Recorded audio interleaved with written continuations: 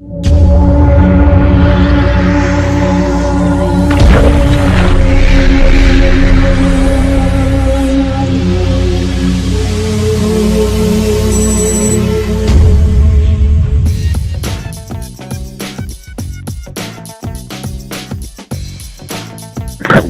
to the Water Boys with Derek Lambert here. It's a beautiful day outside. It's Saturday.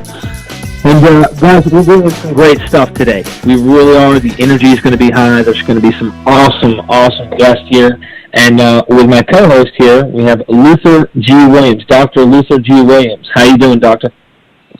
Doing great, Derek. You know, I'm excited about today's guest. He's a free thinker, author, teacher, speaker, debater, anthologist, columnist, editor, podcaster, heretic, and some would say the #1 mythicist scholar in the world, Dr. Robert.m.Price.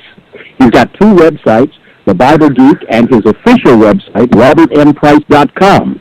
He's got a Facebook page and a Patreon page, and we're delighted to have him on the show. Dr. Price, are you there? Yeah, it's nice being had. I mean, nice of you to have me. Yeah, you know, with all those epithets you list, I guess the bottom line would be jack of all trades, master of none. I think he's a master of some, and Derek would agree, along with everybody probably who's ever met you. But you know, this is interesting. You are a card-carrying Baptist. And I think about Gene Roddenberry, creator of Star Trek, who was a Southern Baptist. And the other night, I was at a party with some Baptists discussing the healing power of urine and UFOs. You Baptists are dangerous. What's going on with you guys? I never heard of that. At least they're not saying you ought to be baptized by immersion in urine. Or are they? Right. Exactly. Well, how about hitting some highlights about your intellectual journey? How'd you get from there to here? Well, I guess the pivot point was when I was at Gordon Conwell Seminary from I guess 1976 to 78. I was much interested in apologetics and the defense of the faith. And the more I read, a lot of it on my own, I found that a lot of the arguments for the historicity of the Gospels and the resurrection of Jesus and so forth just did not seem to hold water. There was another side to all these issues that the people I read, like John Warwick Montgomery and others, just never mentioned, and it seemed like they never heard of certain scholarly discoveries and theories that obviated the need for what they were saying, and I just began to realize that this is arbitrary. I trusted the apologists enough to say that if you can't prove that it's at least very likely, it's simply arbitrary to believe this stuff, the Christian faith. And I thought, well, I guess it is. I'm not inclined to make a leap of faith because you don't know where you're going to land. You could be in the arms of Jesus or those of Jim Jones.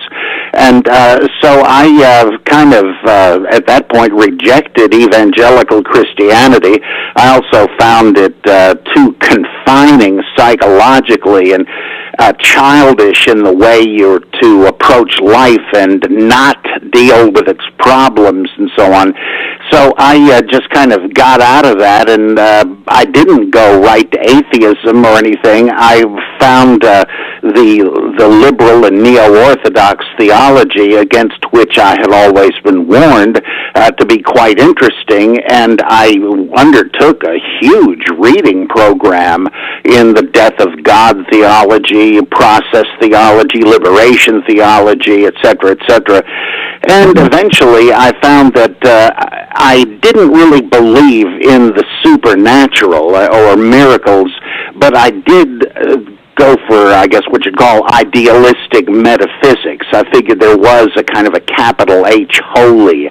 There was a transcendent dimension, and that this could be symbolized in the forms of different religions. So I still was seeking some version of Christianity, and some years went by. I was going to a sort of a liberal Baptist church, and then when I moved here to North Carolina, I began going to an Episcopal church where it didn't really matter what you believed; it was the liturgy that was important, and I really loved that.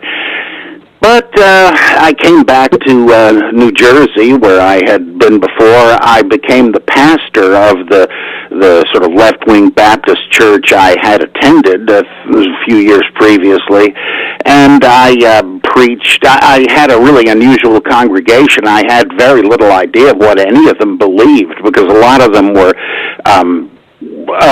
ex-seminarians and so forth, and had gone through a similar process that I had, and was really a great atmosphere.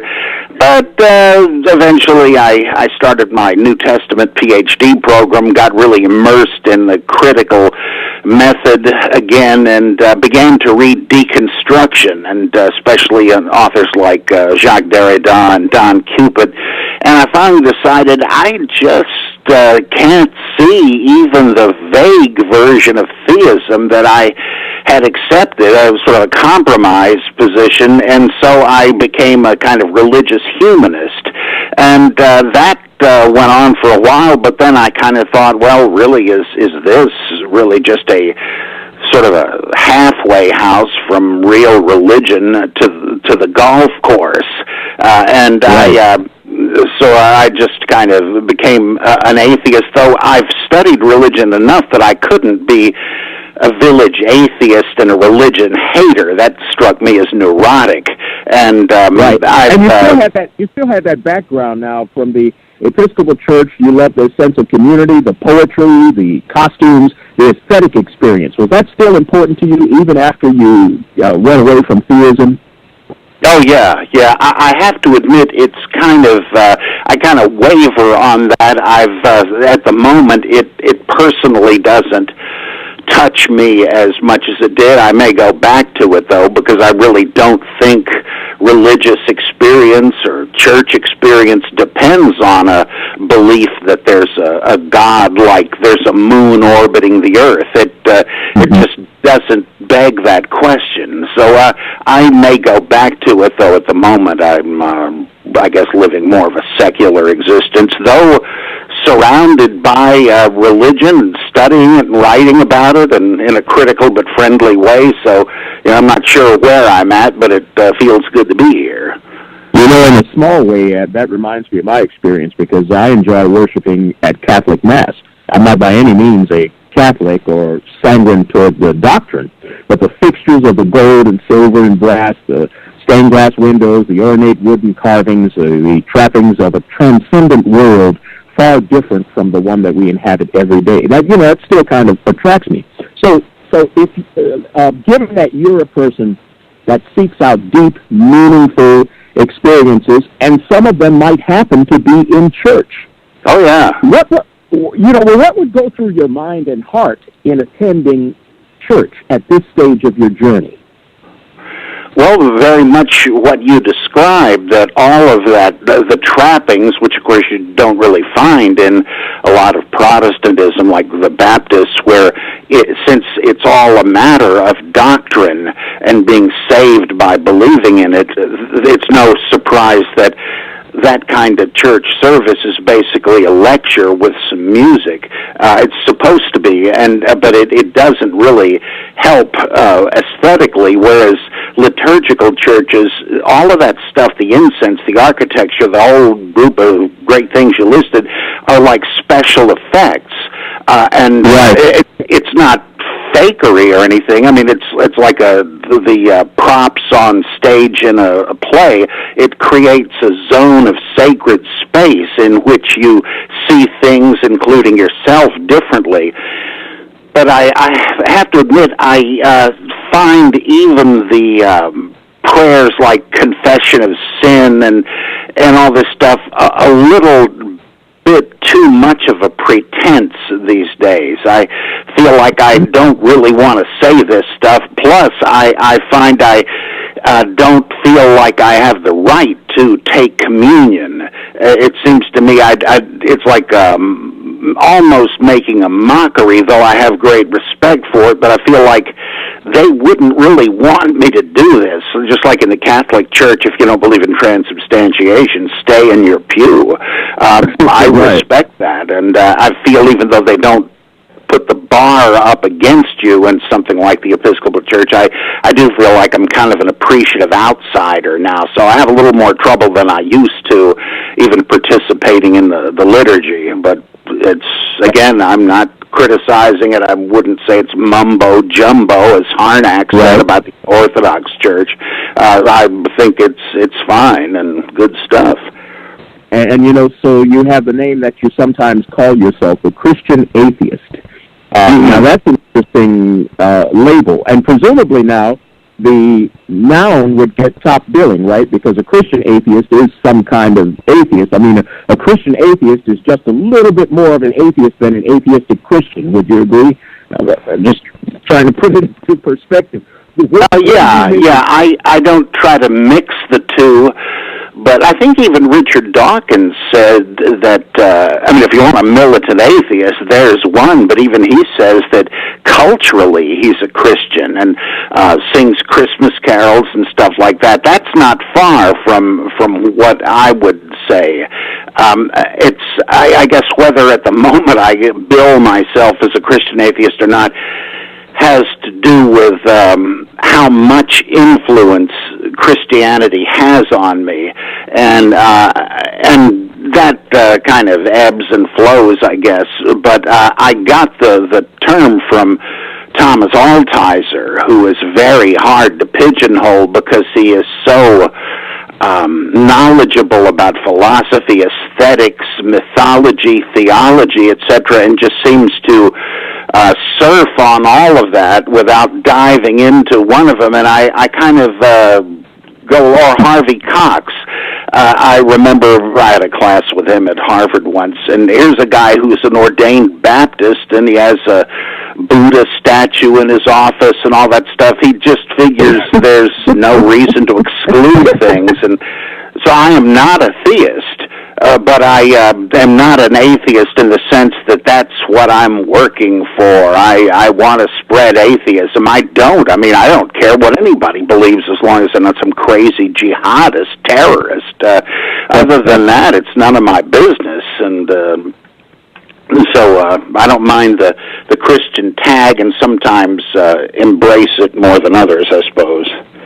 Okay. Well, you're a mythicist, and that is different things, of course, to different people. I think of it as the teaching that apparently supernatural persons or events have their origin in human imagination, and they're revealed in myths. Traditionally, that's been kind of a scholarly perspective, but in recent years, mythicism has been called a movement by some. How accurate do you think that is? Is it a movement yet, or will be, or soon will be? What do you think?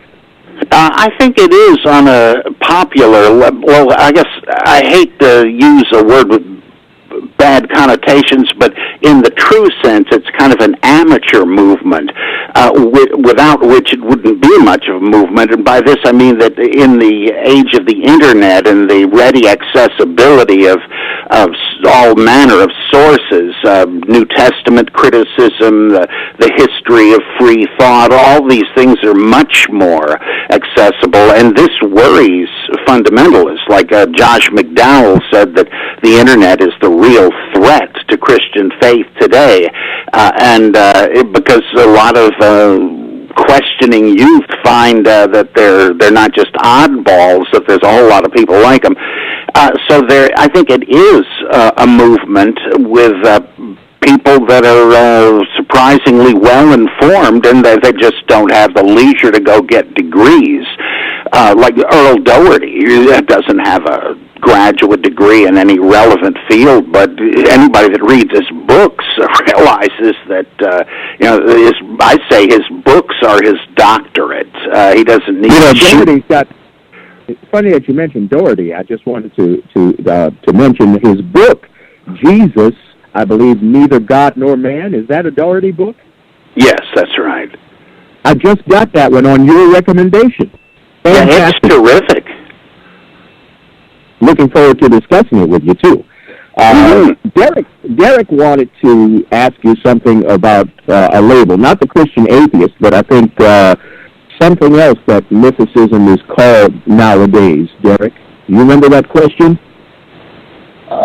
Is this the one that I recently brought up to you in the messenger? Yes, I think it's something about being labeled as a fringe group. Maybe we could have Dr. Robert Price respond to that. Oh, yeah, that is certainly... Definitely.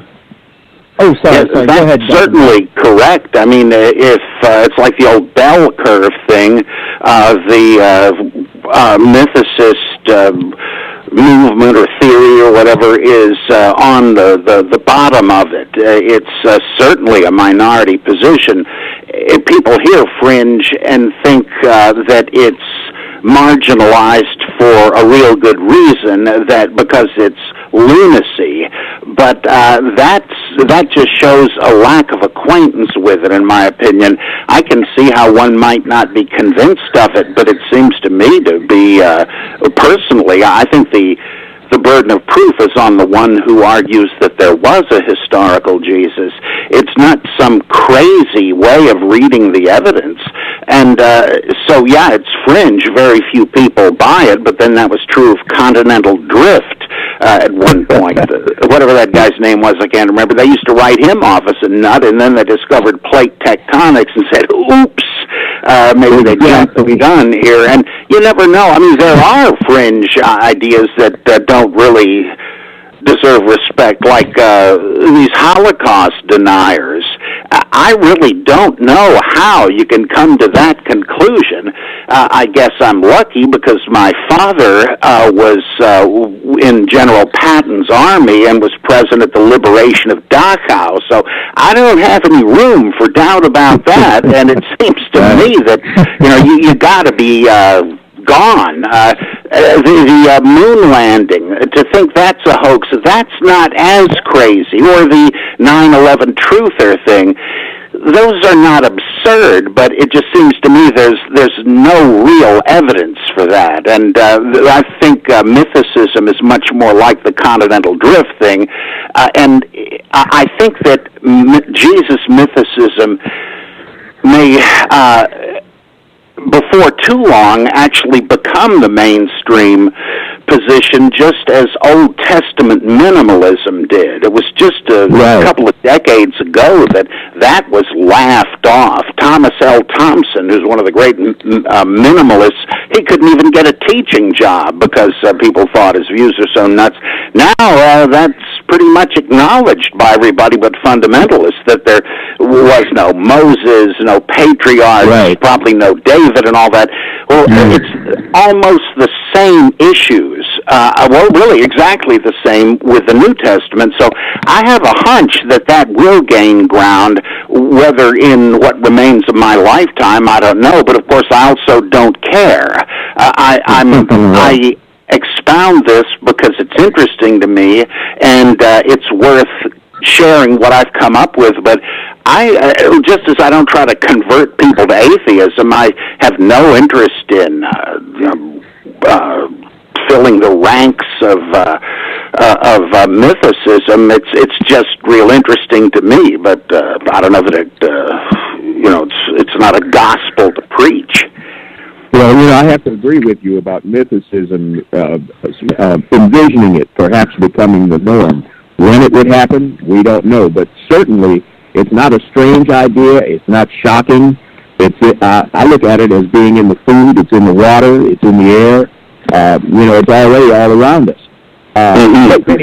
Yet many people, Christians included, won't go with mythicism because they feel they have too much to lose in letting go of a historical Jesus. Let's take a little time to flip that. I want to completely flip the script and ask you, what, in your view, do people have to gain by adopting the mythical perspective on Jesus?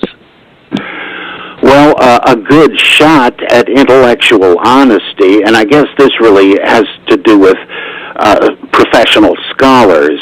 There's a great pressure not to be considered a nut in academia, though academia, in terms of political correctness, has become a vast ocean of nuttiness lately. But on this one, you've got to stick with what the magisterium says, and you wouldn't have to do that anymore if everybody said, look, these things are powerful as stories in the Gospels. They teach us things. They inspire us. If that's the case, who really cares if they contradict one another in details of setting or sequence or anything, or if there's any historical truth at all? Does it really matter? Do you not learn anything from Shakespeare? Are you not even transformed by Greek drama and so forth? You don't think that these characters were real, but they're almost, because they are unreal, they put things in a starker perspective, and I don't think we would lose anything. I believe that the resurrection is so important to apologists, etc., because they feel like if Jesus didn't rise, or you couldn't make it look likely that he had, your ticket to resurrection in the future would be lost.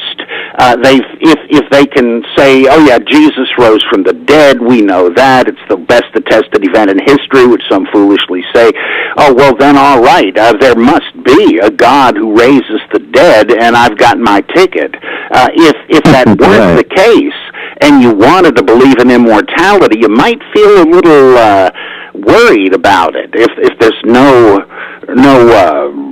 supposed proof. I guess the same thing is true with the existence of a historical Jesus, but I just don't really believe it would make any difference.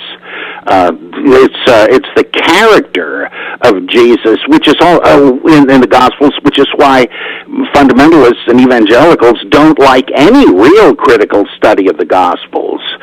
They want that literary figure, and they're afraid of losing it, but I don't see how that would be a problem. If you say, okay, Jesus didn't walk on water, does the obvious symbolism of that, is that lost if you realize that he didn't walk on water? It just seems ridiculous to me, and I don't think there'd be any problem if people had not been catechized with a belief that, oh yeah, this guy really existed, he really did this stuff, and that matters. If you hadn't been told that, I don't think it'd be any different, because religious people do not experience these texts like a historian sifting evidence. They are edified by reading these stories as stories, and that wouldn't change. I think so, with a different baseline and different experiences going in, it might not be so upsetting at all to acknowledge Smith's point of view. Our guest today is freethinker, author, teacher, speaker, debater, anthologist, columnist, editor, Dr. Robert Price. He's the author of Holy Fable, The Old Testament Undistorted by Faith, released last year. He's got two websites, The Bible Geek and his official website, robert.m.price.com. I want to get a little bit deeper into the discussion here and talk about the various kinds of evidence that might support the existence of a historical Jesus. And let's begin by mentioning three kinds that you've cited before numerous times in your books and podcasts. First, a historical scholar might look for common lists of things like census reports on a figure, work records, tax forms, birth and death records, records where there's no point being made, no propagandistic or objectionable intent, no controversy really there. We don't find those things with Jesus, do we? No, and it's I agree with Bart Ehrman on this, that there's no real reason you would expect to find most of this stuff, because when we have troves of old letters and so on, it's really the luck of the draw. You don't have like a huge database. I mean, we have letters and stuff like this, contracts, marriage licenses, letters and all that, but you just don't happen to have anything that would prove the historical Jesus or the historical Gludamus Maximus or any other ancient Roman or whatever, and you wouldn't expect to. So that's, I mean, even if even if there were employment records, and so Jesus was listed as being on the staff in the Nazareth carpenter shop, would that survive? And would anybody care, given who Jesus was to them, the importance? I doubt it. So that isn't a problem. But what I always say is, if you could find something like that, let's say a letter because we do have a bunch of letters from that period that happen to have survived. Suppose a businessman on a trip wrote home to his wife and says, well, I was able to make a deal for this number of barrels of oil or whatever. And while in Jerusalem, I happened to hear the famous Nazarene Jesus, a wise man, and then go on to something else. How are the kids and all that? That would seem to me to be enough to destroy the Jesus myth theory, and maybe somebody will find something like that. But so far, zip. Well, what about a different kind of evidence? What about what I guess scholars call converging lines of evidence and multiple attestations? I guess that means getting the story from different sources. You have different ways to measure the same concept that you're going after. Historians would want that on Jesus. Do they get it? It's often said that they do multiple attestation. If you have something about Jesus in the hypothetical Q source used by Matthew and Luke, in L, the name for whatever the source of Luke's unique material was, M, same for Matthew, the Gospel of John, and so forth, you could say, aha, here we go. Here are various testimonials about Jesus. How could that be if he hadn't existed? Well, number one, you can have all kinds of legends.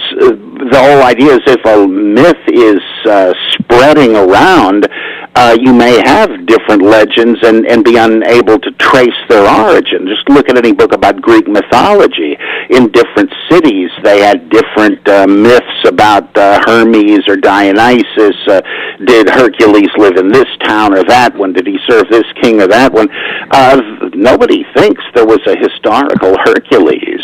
And yet there are converging lines of, quote, evidence, unquote. Plus, we don't really know what the sources of the Gospels were. They seem in some fashion to be interdependent. I go with the theory that I guess is still the mainstream one, that there was Mark and then there was the Q collection of sayings, and that independently Matthew and Luke, whoever they were, had access to both of these earlier works and used most of both of them, but rewriting and editing a little bit here and there, and that they had L and M sources, whatever they were, and that, but we don't really know that, and there are other scholars that argue forcefully that no, Matthew used Mark, and then Luke used both Matthew and Mark, or Luke used Mark, and Matthew used both Luke and Mark, or Mark used both Matthew and Luke, and cut out what disagree. We don't know this, or the Gospel of John. I don't think there's any way of proving whether, as C.H. Dodd said, it was an independent compilation of oral traditions that sometime happened to overlap the stuff in the Synoptic Gospels, Matthew, Mark, and Luke, or, as Bultmann argues, that the evangelist John, whoever he was, knew the Synoptic Gospels and just rewrote them. The Gospel of Thomas, many say that's an independent selection of evidence. Others say, oh, no, it's just memory quotes from the canonical Gospels. All these things are matters of huge debate. You can't use them as if they were unambiguous pieces of evidence. And that's what this multiple attestation thing assumes, that you can. We don't know how multiple it is. Does it all go back to one original story? As John Dominic Crossan says, could be. Who knows? So difficult to say. So Dr. Bob, let me ask you something real quick. Yeah. Luther, real quick, I wanted to bring up the topic we were talking about last night and his debate with Bart Ehrman, because a lot of people who are listening to this watched the debate, and there was a disconnect, you know what I mean, in the debate. And I think one of the points that Ehrman brought up that I wanted to bring to Dr. Bob is he uses the Roman Emperor Caesar Augustus, and he says, well, we know that Caesar Augustus existed, which is apparent, but how apparent? So he says Caesar Augustus existed. He was a historical figure, and we have evidence to show this. All right. Then he says, but there are legends or there are myths built up around this historical figure. And this is his example he used in the debate early on when he was bringing his side up, compare that to Jesus, and say, well, therefore, Jesus was a historical person with myths built up around him. And so one of the things I wanted to maybe play a little game here, I guess you'd say, or a little boxing match, is Jesus versus Caesar Augustus for the first round. And in round 2, if you could compare Jesus to someone we are highly, highly thinking is an absolute myth, and the comparisons between how common he is to this other myth that we know is not historical, or we're pretty positive someone like Hercules, whoever you choose. Let's do Hercules. Let's do Hercules. Okay, Caesar Augustus versus Jesus, round 1. If you could say why the evidence shows Caesar Augustus is stronger and why that would make him seem more of obviously a real person versus Jesus, and then show why Jesus is so similar to someone that isn't historical, if you don't mind. No, that's fine. There are stories about Caesar Augustus, for instance, that the Roman senators in the corrupt Roman Republic knew through some oracle or something that Augustus or Octavian would overthrow the corrupt republic, very much like what we have today, of course. And they didn't want, to use a modern example, Augustus to drain the swamp. They were jealous of their position, and so they tried to have the infant Augustus killed. Well, there's loads of stories like that: Krishna, Moses, Abraham, and so on, a common type of birth narrative. There's that, and then there's the regular Roman notion of emperors ascending into heaven and being made gods henceforth and all that. So, and he was known as the Savior because he brought peace, and he was a son of the gods and all that. But that is so common that it's you don't necessarily take it seriously as part of the history of Caesar Augustus, and the same problem arises with Jesus.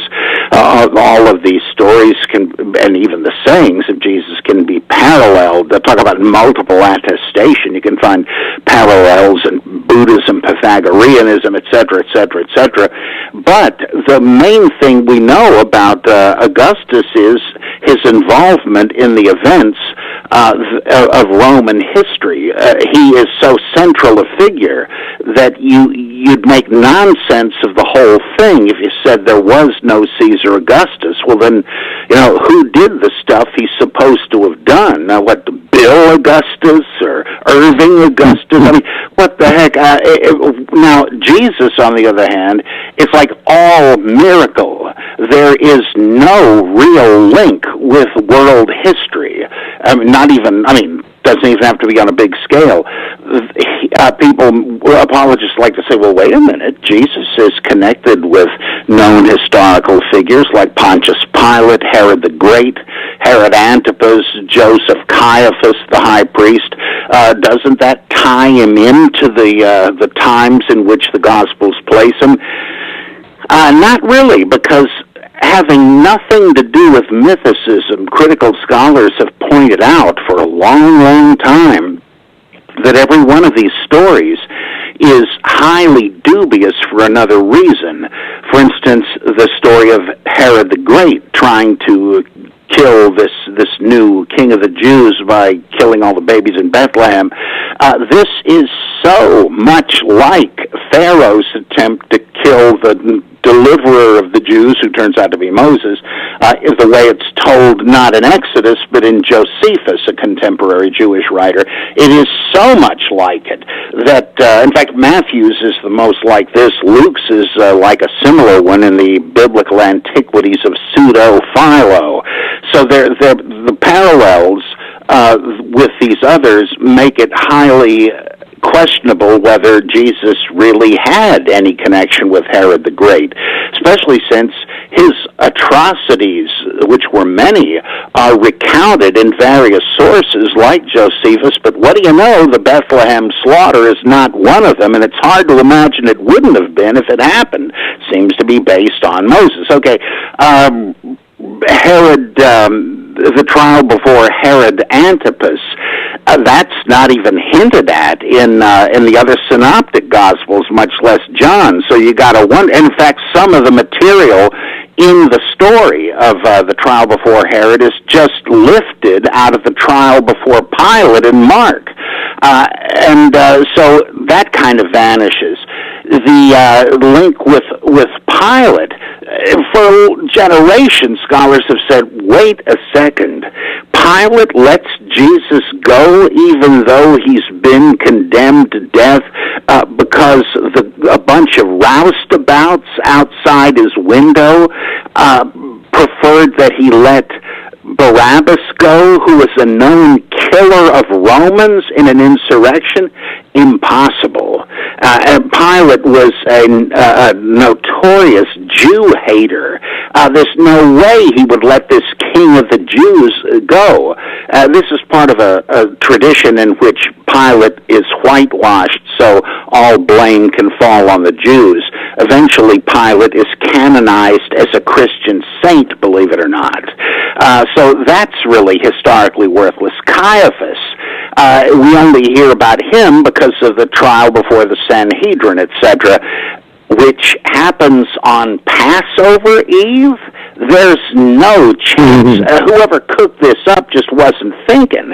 It just couldn't be. It'd be like the Pope absenting himself from Christmas Eve High Mass to go to the hearing for a child-molesting priest. He wouldn't do it that day.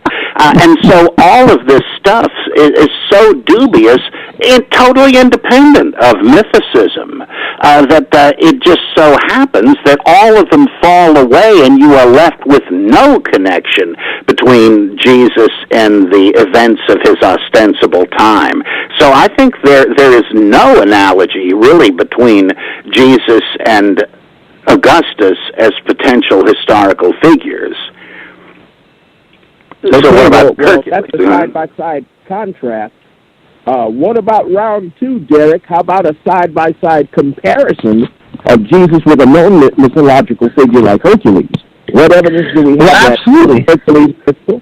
And, what's suggested Jesus is right with it. Before we get Dr. Bob on that one, because he definitely is going to rabbit trail into that, I do want to mention to our guests and anyone who's listening that he has a awesome, I guess you'd say, dealing with Bart Ehrman's work. He has Bart Ehrman Interpreted. He has a book. I have this book. I have began the book, and it's very, very friendly, and you can see the methodology in his brain and where Dr. Bob's coming from and how he's dealing with the work. So, and me and him, we've corresponded in person about how, debates, environments aren't the best for learning. It's usually whose side's going to win. Oh, I pick Ehrman's side. No, I'm a Bob's side. No, and so there's no, it's tough. It's like a basketball game. You might pick a team. Someone might be the Bulls and the other one might be the Celtics. And guess what? During the game, they hate each other. But after the game, you go and have a beer and everybody's cool. Or maybe not after the game. These days we have riots going on. But I'm just saying, the point I'm saying is check that book out if anyone's interested. Watch the debate. You'll see that it's just like a game. Emotions get stirred up. Things get tough. But this is the best environment for really hearing what someone has to say. And I definitely don't want to steal away your thunder for round two. I know Dr. Bob's aware of that.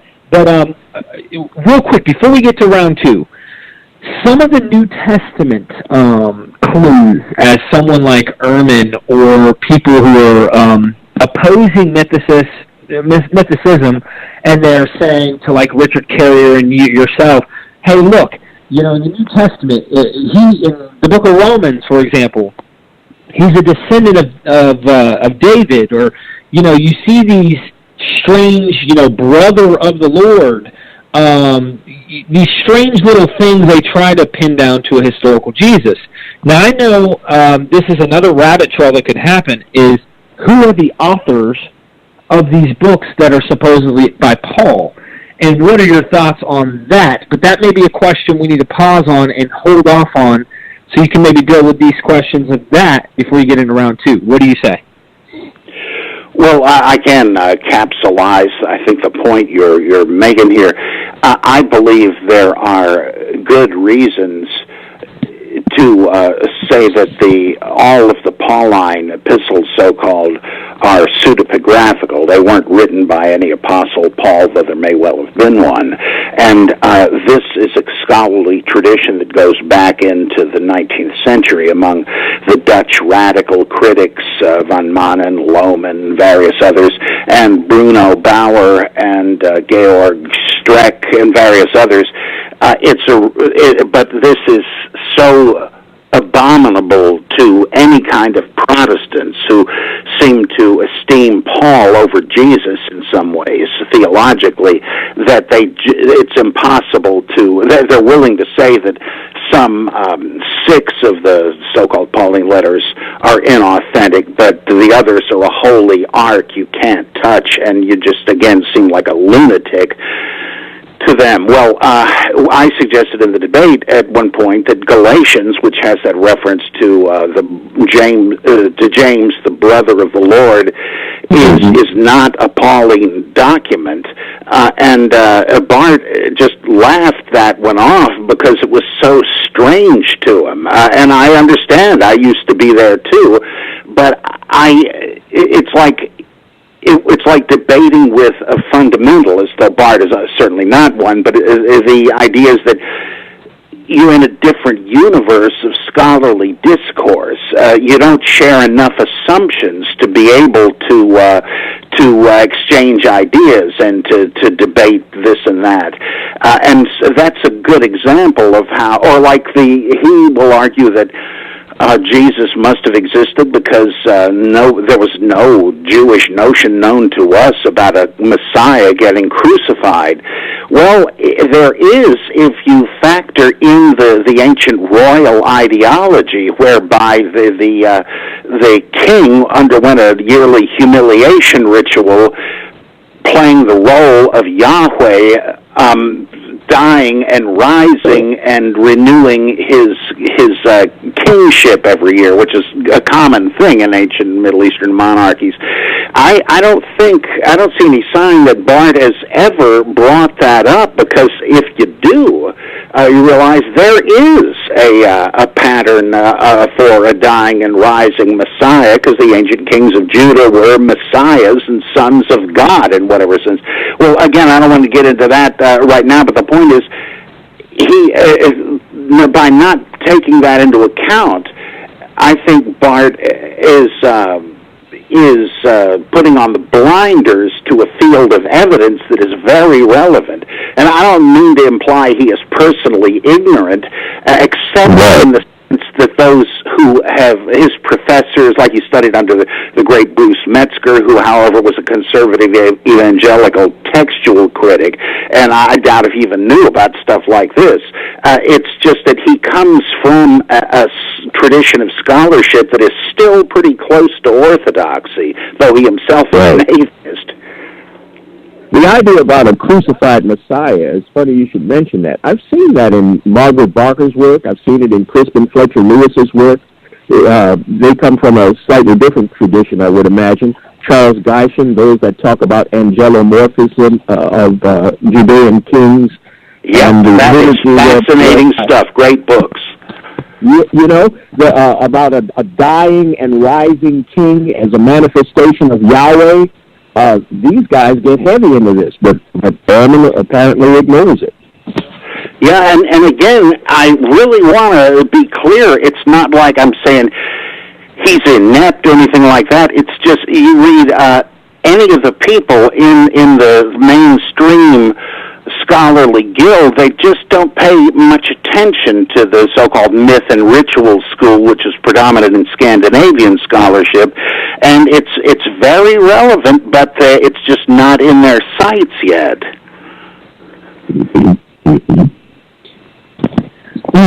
Well, that being said, we can, because I mean, technically we could go into like different passages in the New Testament that, you know, they would use. There's always something, and we can have further shows where we'll go into that. But in round 2, we've talked about Caesar Augustus. We see, I'm sure there's some archaeological evidence as well that would back up of the Caesar Augustus opinion. I'm sure. Would you agree or disagree? Oh yeah, that's true. And so one of the things that's the most interesting is there's a kind of a memorial plaque found. I'm thinking it was in Palmyra, but I don't know for sure.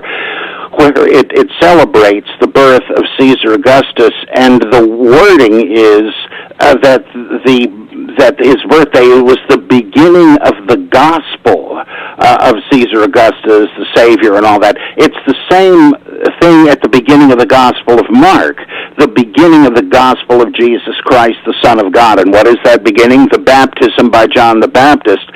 It's like it is religious epic terminology applied to two figures, but what happens to the stories after that, and that's where it's hugely different. Jesus isn't, he's not like Judas of Galilee or these other Jewish Menachem, zealot king, Simon Bar-Gioris. He's not like them. It's all miracles and stuff. It's like reading the stories of the Buddha, or which are the same sort of thing. But with Hercules, we obviously don't have archaeological evidence for Hercules, but we do have a lot of discussion of him and loads of stories. And for one thing, he fits. Hercules is just like Samson, and in fact, it's been suggested he was just that was the Greek name for the same guy. Just as Samson, whose name simply is Hebrew for the sun, is the same as the Babylonian Shemesh or Shamash.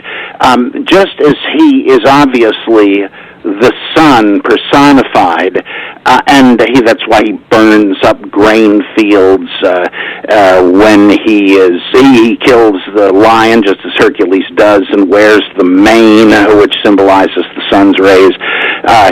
His long hair, atypical at the time, was supposed to symbolize the rays of the sun. And when his hair is cut off, two things happen. He loses his strength and he loses his sight. Well, we talk about the sun shining in its strength, but it doesn't if there's a cloud cover and things are darker. So it's obvious Samson's death is the death of the sun. And there's other stuff in there that show that, yeah, he's the sun god. Well, with Hercules, same thing. He kills the Nemean lion. Wears the mane, and that's the sun's rays. He, just as Jesus has 12 disciples that surround him, Hercules has the 12 labors, and with Hercules, that certainly symbolizes the houses of the zodiac. Does it with Jesus? Maybe so. Jesus goes up the mountain and his face shines like the sun, like Moses did. I think both of them were sun gods at some point. Well, Hercules, he has arrows with the points dipped in, I think, the blood of the Hydra, and this is like a sunstroke demon mentioned in one of the Psalms. When you have sunstroke, you're being skewered by the sun, sending his arrows. He has, like Jesus, Hercules has the birth of a demigod. Hercules is the son of Zeus by a mortal woman, and the Holy Spirit overshadows Mary, and Jesus is the result, and that's why Luke says he's called the Son of God. The death of Jesus, well, of course, everybody knows he dies and rises. Well, Hercules does too. He dies on a pyre, which sort of seems like the fiery sunset, and then is raised up to heaven, where he becomes one of the Olympian gods. Jesus, same thing. And the other stuff, what Hercules does is like the feats of Superman, kind of. They're miraculous because of his divine power. Well, Jesus is shown doing different things, but it's the same deal. He does it by divine power. He's healing and casting out demons and so on. So they're not exactly alike, but that's not what you expect with what scholars call an ideal type. Rather, you kind of compare a whole bunch of similar characters, isolate the points at which they coincide, and use that abstraction as a yardstick to study and explain the points at which they do not coincide, because they're not all like Xeroxed from each other. They're equivalent myths, and with Jesus and with Hercules, I venture to say that's all you've got. There's no secular evidence about either one of them.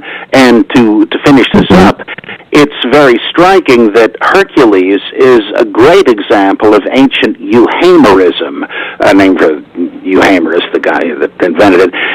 He said that he believed that a lot of the gods and mythic heroes were historical figures who just got glorified and enlarged in the telling, so that there must have been a Hercules. This couldn't have, like they're always saying in Hammer or vampire films, and every legend has a basis in fact. No, they don't. But they thought, yeah, there must have been Hercules, who was a very strong, brave warrior. And as the tales got taller, he becomes, what we have in the myths. And the same thing with all the other ones, like Ares, the war god. Well, he must have been like the Storm and Norman, or the mad dog, Maddest of his day. Apollo, like I don't know what the deal was there. Was he a famous owner of a tanning salon or something? I don't know, but they figured, yeah, the gods these heroes did exist, but though remarkable, they were more mundane. Well, now that was a great Van Helsing imitation you just did. The strength of the vampire is that he is not believed. No one believes in him. Yeah, boy, that I love Van Helsing's much better than Dracula in those movies. Man, I have to agree with you there. But you were talking about Hercules. I think there may be more continuity between Hercules and Christ than we imagine. Bill Garlison suggests this in his book, The Secret Truth About Jesus, the Gospel and the Zodiac. And I've done some research on Matthew chapter 10, verses 2 through 4, that shows that that particular listing of the 12 disciples is the sign of are the signs of the Zodiac. Fascinating. So that's a point well taken, not to be ignored. So we have looked at three kinds of evidence that a historian would seek in trying to establish a historical Jesus. We find those areas lacking. The common lists aren't there. The converging lines of evidence leave big questions. There are these literary forms that we just got into. And then we went into not one, but two side-by-side comparisons, contrasting Jesus with Caesar Augustus and comparing him with Hercules. Let me ask you this. Here's a champion, knocking at the door. Flavius Josephus and the Testimonium Flavinium. You know of it? Antiquity 18? Yeah. Okay. Book 18, Chapter 3, Section 3. Tell us a little bit about it and how that purports to support the notion of a historical Jesus. Well, for one thing, the little paragraph about Jesus does not seem to fit the context, which is a rundown of various disasters that befell the Jewish people, he says, and this seems to kind of violate the context. I guess he could have just been a sloppy writer or something, but that's one thing. Another thing that's important there is Origen, who was reading much earlier manuscripts of Josephus than we have, than survive. He comments that, one thing's for sure, Josephus didn't believe Jesus was the Messiah, yet in the Testimonium Flavianum, or as I like to call it, the Testimonium Flimsianum, it says that Jesus was a man who did wonders and all that, and fulfilled a lot of prophecy. Accordingly, he was the Christ. Wait a second. That's not the way it read in Origen's day. So that gives rise to the suspicion that it's a Christian interpolation. But that's not the only thing, because careful study of it recently has shown that the sentence structure is very unlike that of the other surrounding episodes Josephus gives about Pontius Pilate, in which he is the subject of all the sentences. He is the active agent in what happens, whereas in this one, he's mentioned in subordinate clauses and things like that, and he's almost, because Jesus is the main thing. This is atypical, both of Josephus in general and of that context. Another study has shown that, actually the first time we ever hear about this passage is in a so-called quotation by Eusebius, writing in the 4th century, Josephus writing in the 90s. Well, Eusebius brings this forward in the context of a discussion of whether Jesus was merely a man or more than that, and how you would know, and so forth.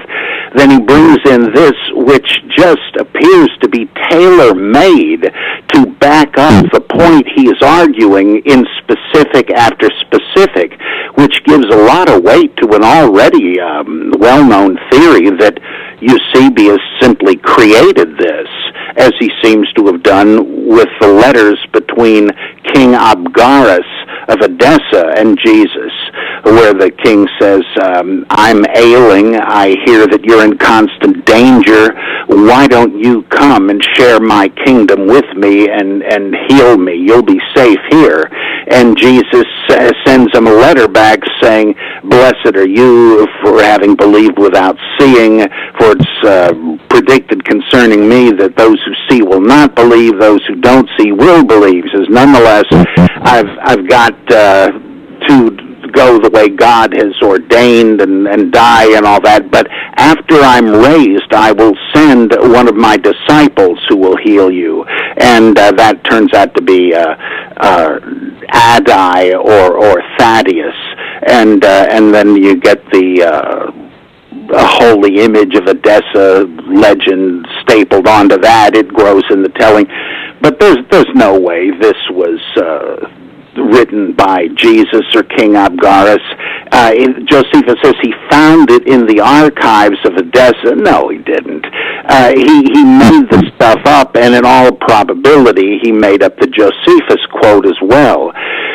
And one thing, now of course what Bard and Crossan and various others do is to say, maybe this passage has, though original to Josephus, has been interpolated by Christians, adding the stuff about the miracles and et cetera, and omitting he was the Christ. And there is I think, an Aramaic quotation of this from centuries later, which is shorter and lacks some of that stuff, but it appears to be an abridgment. I'm sorry to go off track like this, but the thing is, it says even in the hypothetically pre-interpolated version, the supposedly genuinely Josephus version. It says, and the tribe of Christians named for him has not gone extinct to this day. Wait a minute. If that's what Josephus wrote, he's referring back to something he doesn't say, because he no longer says he was the Christ. Christians are named for Jesus? Well, the Jesuits maybe, but this presupposes that, he did say Jesus was the Christ. And so it just seems to me they're trying to make bad evidence into good evidence, and it's just an obvious contrivance. But even if you could show that Josephus wrote this, it wouldn't make any difference anyway, because what we would need is some sort of contemporary account of Jesus. There's no doubt that there were Christians talking about Jesus and his miracles and his teaching wisdom and his dying and rising by the time Josephus was writing. So did he couldn't have had memories of Jesus. They weren't exactly contemporaries. Same thing with Tacitus. About 30 years later, he says that Christus or Crestus, manuscripts differ, he was the founder of the Christian superstition, he says, and this guy was crucified under Pontius Pilate. This is not independent evidence. There's no reason to think he's not just reporting what Christians were preaching. And it's like us looking up Jesus in the Encyclopedia Britannica and saying, well, see there, he really lived.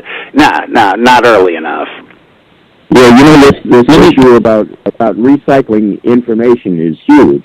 Old Testament stories were often reworked in New Testament context. And parallelisms, I think you would agree, Dr. Bob, don't necessarily mean myth. It raises a question, can history repeat itself?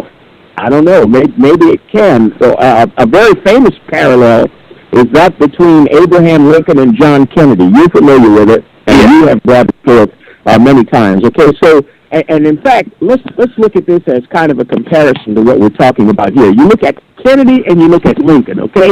And you want to determine, is John Kennedy a myth? Okay, well, you say that they were elected to Congress 100 years apart. Lincoln in 1846, Kennedy in 1946. They became president 100 years apart. Lincoln in 1860, Kennedy in 1960. They both have 7 letters in their names. They both were assassinated on a Friday and shot in the head. One assassin ran from a theater into a warehouse. The other ran from a warehouse into a theater. They were both succeeded by a person named Johnson. Okay, would a mythicist say, okay, they're obviously, and I'm talking about hundreds of years from now, and you wanted to determine whether or not John Kennedy was a historical figure. And you look at this, the kind of comparison I just brought forth, and you say, well, obviously John Kennedy didn't exist because he's just a reworking of the Abraham Lincoln story. There's more to it than that. Can history repeat itself? And if and when it does, what does the mythicist do? Well, the problem is that no one claims that the parallels by themselves prove this, because, of course, there are all kinds of parallels between different people, figures all the time. But the reason we know it doesn't mean anything except an interesting curiosity in the Kennedy-Lincoln case is because we're fortunate to have a whole lot of recent evidence and memory that tells us, this stuff really did happen to Kennedy, and though we don't have living memory, we've got all sorts of documentary evidence that it happened to Lincoln. So this is, the parallels don't prove anything. But suppose we do not have such evidence, and suppose the parallels are not of a mundane nature, because there's nothing miraculous or even really improbable about any given one of these Kennedy-Lincoln parallels. But if the parallel has to do with miraculous conceptions, crucifixions that lead to release or resurrection, exorcism stories with conversations with the devil, and all kinds of things like in the hero paradigm of Lord Raglan and others, that attempts to kill the infant because the powers that be somehow know what his destiny is supposed to be. Then you begin to think that this seems a lot like literary parallels. What would be the historical core? And again, Bart makes a point of saying, well, the fact that Elijah's stories and Jesus' stories share features in common don't mean that one is copied from the other. It may just be that there's a historical core to either or both, and that in the passage of time, embellishers have drawn them closer together. But I tried to show in the debate and in this book that if you take away the commonalities, there's no story left. It's not just window dressing. There's nothing left in the store window. In the debate, Bart said, no, I don't mean that individual stories were doctored and transformed and all that. I just mean the historical character as a whole. But in the book where did Jesus exist, it is exactly what he says, that the individual stories, in fact, if you say the whole thing, I don't think it even makes sense. But it seems to me, and the fact that there are so many parallels between Old Testament stories and Gospel stories, it's like reading the Book of Mormon. You think, wait a minute, I've heard this before. This is in 1 Kings. This is in the Book of Acts, and so on. You're reading this stuff in the Gospels and say, wow, this is just like Elisha multiplying the food, and this is just like Elijah raising the son of the widow of the Shunammite woman's son, etc., etc. Even the same wording in some phrases between the Greek translation of the Old Testament and the New Testament Gospel writings. You've got a huge bunch of evocative parallels, and they're all having to do with spectacular supernatural things. So history does repeat itself sometimes, but that's not what you're dealing with. It's much more like that you're dealing with literary parallels that show dependence.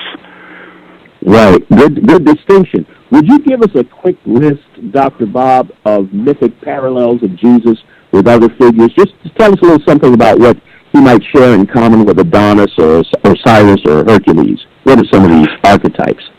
Well, the biggie there, and you could also throw in Tammuz and Baal and yet others, is the death and resurrection business, that they're dying and rising gods, or in the case of Mithras, for instance, a similar dying and getting reborn scenario. There's a lot of commonality that in that for some reason, and it's different in each case, the young god or hero dies, sometimes betrayed and murdered like Osiris and Jesus. Set betrayed Osiris, Judas betrayed Jesus.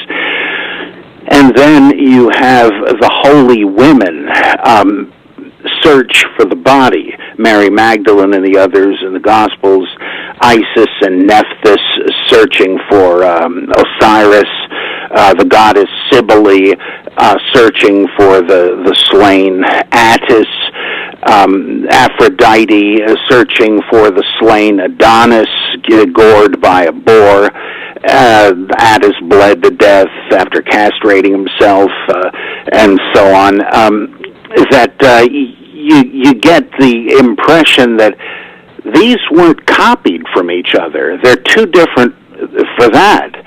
But the core idea seems to be, as you say, an archetypal mytheme, and just as stories of trying to slay the infant savior or prophet or whatever get told the same way again and again. Now, I think the parallels between Jesus and Moses are close enough that Matthew and Luke have used written sources, but there are plenty of other ones where, no, it's just the same kind of thing. Zoroaster, Krishna, and Caesar Augustus, and all that. The bad guys try to kill him in the crib, and by divine intervention, it doesn't happen. There are baptisms-type stories. There's a story of Satan appears to Abraham and tries to tempt him not to keep the covenant with God, but of course he doesn't listen to him. Zoroaster is going down into the sacred river, I forget which one it is, and for a cleansing ritual in the Vedic religion of India. And as he comes up out of the water, the archangel Vohumana appears to him and gives him a goblet of some sort of fiery liquid. He drinks it, and now he is imbued with the gospel of the supremacy of Ahura Mazda, and he is to go forth and preach that. No sooner does he do it than Ahriman, the evil anti-god, appears and tempts him. You don't want to do that. The Buddha is enlightened sitting beneath the Bodhi tree, and but before it dawns on him, Mara, the tempter, shows up and makes 6 temptations and all that. But what do you know? The Buddha resists all of them and so forth. Like, did they steal it from each other? No, there's no reason to think so.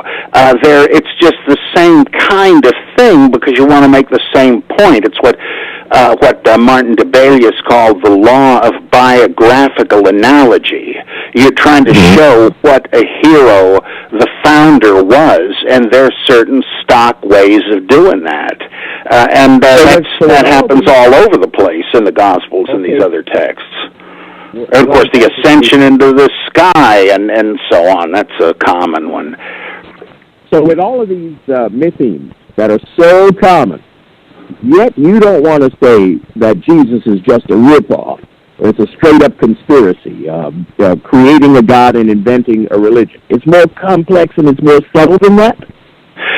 Yeah, it's not as if we don't know of other attempts to fabricate a god.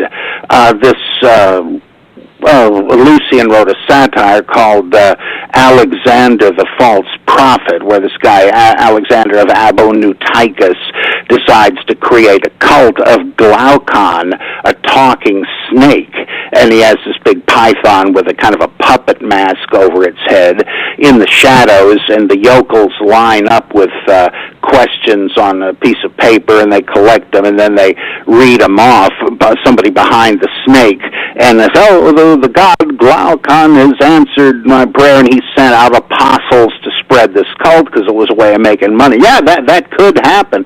Or Hadrian, was it, who had this boy toy, Antinous, made him into a god to worship. And one of the Ptolemaic emperors combined 2 gods, Osiris and Apis the bull, into Serapis, and that took off like crazy, and he was worshipped all over.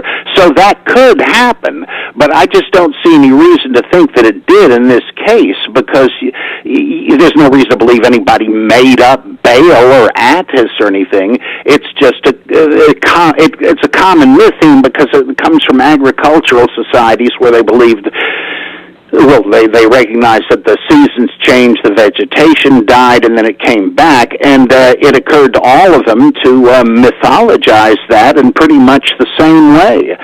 They didn't need to borrow it from each other.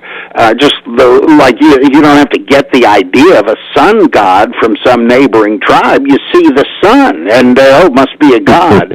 And so that's the same thing, I think, with Jesus. It's sort of a mutation of the belief in Jehovah as the king of the gods, and how he killed the dragon and died and rose and all that. I think other sects, other religions like the Tammuz religion, Ezekiel mentions that the women of Jerusalem are worshiping this dying and rising God. Well, these things may have mixed together and percolated, giving us Jesus, but it's not like you had a writing staff coming up with a new sitcom, as some people seem to think. Right. Myth making. It's in the food. It's in the air. It's in the water. it's a natural part of being human, I would say. Yeah. Our guest today is freethinker, author, teacher, speaker, debater, anthologist, columnist, editor, Dr. Robert M. Price. And we're happy to be talking with him. He is the author of The Human Bible, New Testament. It's paperback. And in that particular book, Dr. Price, you arranged the New Testament books according to their probable order. I've heard by many scholars that trying to date New Testament books is a nightmare. So your attempt at doing that is something that I think many readers will be interested in. I certainly am interested in it. Let's talk about the Dead Sea Scrolls and about the Nag Hammadi Library. Is it likely that the Dead Sea Scrolls, discovered in 1947, threaten the historicity of Jesus Christ or personages the Judeo-Christian scriptures? And if not directly, do you think they might shed some light on the kind of environment that could have produced either a mythical or historical Jesus? Well, yeah, as a lot of people have pointed out, it shows that there was a type of sectarian Judaism that used conceptuality and vocabulary that is present in the New Testament. The sons of light, the sons of darkness, God's going to baptize everybody in the Spirit and in fire.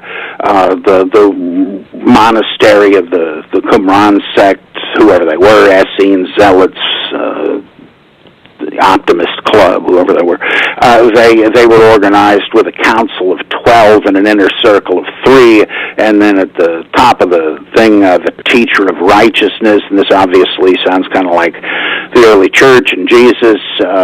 They had a communal lifestyle where you turned over your money to the common fund.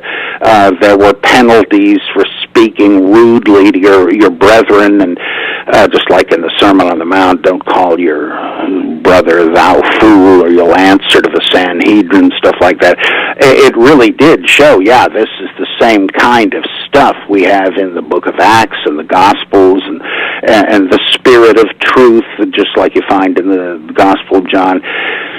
That doesn't really militate in favor of mythicism, though some have noticed that it's odd that there's no awareness of Jesus in it, but I don't think that's really true, because there's no awareness of anybody with a name. All the characters are spoken of under various epithets: the teacher of righteousness, the spouter of lies, the wicked priest.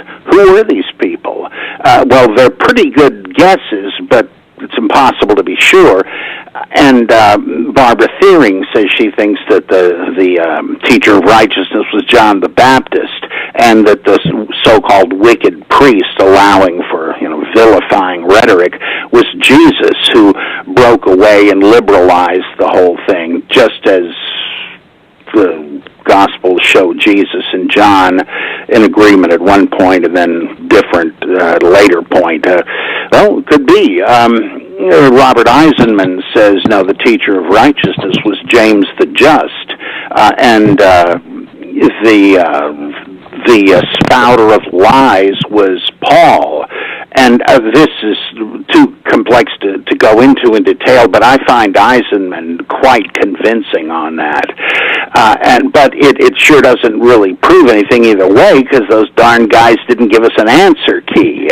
But it's mighty interesting. And the Nag Hammadi texts, they, in general, they provide some sort of backing for mythicism, in that it's pretty obvious some early Christians felt free to fabricate or borrow anything and put it in the mouth of Jesus, and to change up the story. Give us just a little bit of background on the Nag Hammadi text. The listeners may not be quite as familiar with that. Would you give us some background on that?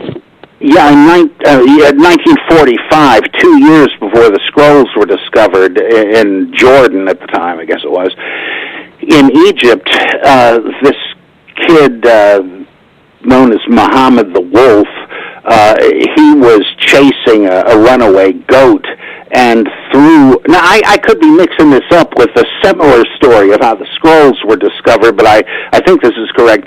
He threw a rock into a cave he thought the goat might have hidden in to try to get the goat to run out, and the rock smashed a clay jar, so he went in there to see what it was, and it's a whole bunch of codices or bound books, and they turned out to be the Nag Hammadi library. Probably they were buried there by the monks of the monastery of St. Pachomius, the earliest known Christian monastery. This would have been in the 4th century, and apparently it was the result of St. Athanasius, a real bigwig and pal of Constantine, sending around an encyclical that Easter saying, okay, everybody, from now on, we're just going to use these New Testament books, and it was the list of the 27 that still are used today.